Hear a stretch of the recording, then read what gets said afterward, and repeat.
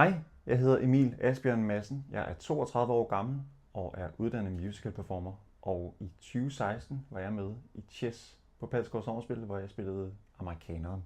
Min yndlingssang i Chess er lidt af en cop-out, for jeg synes faktisk, at hele musikken er fuldstændig fabelagtig. Og da jeg hørte, at Chess skulle sættes op som Palsgaard Sommerspil i 2016, så vidste jeg med det samme, at jeg blev nødt til at tage til audition, fordi det her musik, det vil jeg bare være med til at lave.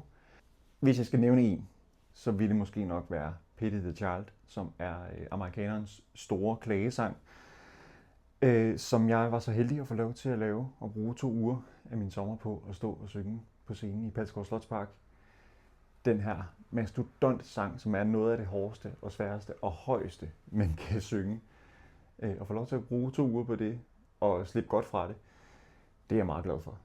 Nogle af de mennesker, jeg husker bedst fra Palsgaard, det er jo de her professionelle rammer. Der er professionelle folk omkring, og så er der rigtig mange, som måske har været professionelle og flyttet lidt professionelt, men som nu gør det på frivillig basis. Så det er sådan en følelse af, at vi laver egentlig en professionel forestilling, selvom langt de fleste af os er amatører.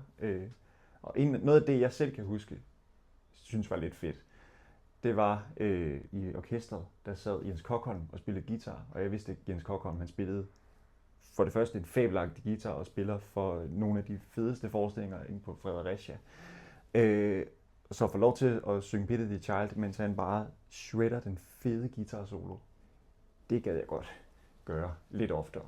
Hvis jeg skulle nævne en anekdote, så vil jeg sige, for det første var vi lidt kedeligt det år, fordi det var så hård en forestilling at synge, så vi var jo simpelthen nødt til at gå hjem og sove, når vi var færdige. Der blev ikke rigtig drukket store, fede øllebamser, når vi var færdige. Det var meget fornuftigt.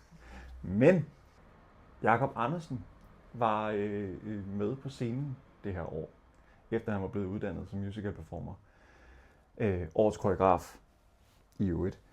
Han var med på scenen og spillede The Arbiter, og han skulle danse rigtig meget. Og Jakob har de her lange, flotte, meget smidige ben, som han bare kan smække op i 3. sals højde. Og det mindes jeg udfordrede kostymeafdelingen en smule, fordi at de her bukser blev simpelthen ved med at sprække, fordi at Jakob han sparker så hårdt og så højt. Så jeg tror, de lappede de her ellers meget fine bukser enormt mange gange, før de endelig fandt en løsning, der førte til, at han faktisk også kunne gøre det på scenen.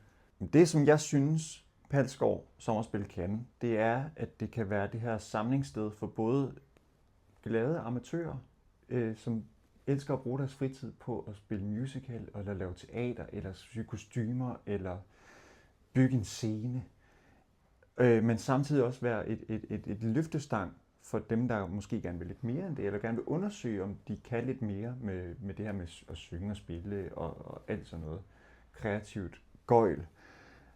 Og det, at man ligesom kan mødes med de her 2 verdener, og ligesom prøve at se, om man kan samle det og ligesom løfte hinanden, synes jeg er ret unikt. Og jeg har i hvert fald selv nydt rigtig godt af det. Hvis jeg skal sige noget til både dem, der er på scenen og bag scenen, og publikum på Palsgaard, så vil jeg sige, hold kæft, hvor er det et dejligt sted.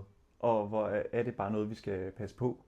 Fordi det er så unikt at have sådan et sted, hvor der er så smukke rammer, gode mennesker, ambitiøse mennesker, og det ligesom år efter år formår at løfte sig op i en højere enhed. Det er helt unikt for dansk foreningsliv, at man både kan få så mange glade frivillige, der kommer år efter år og gerne bare vil bruge deres sommer på at spille musical, men også samtidig kan være løftestang for unge talenter.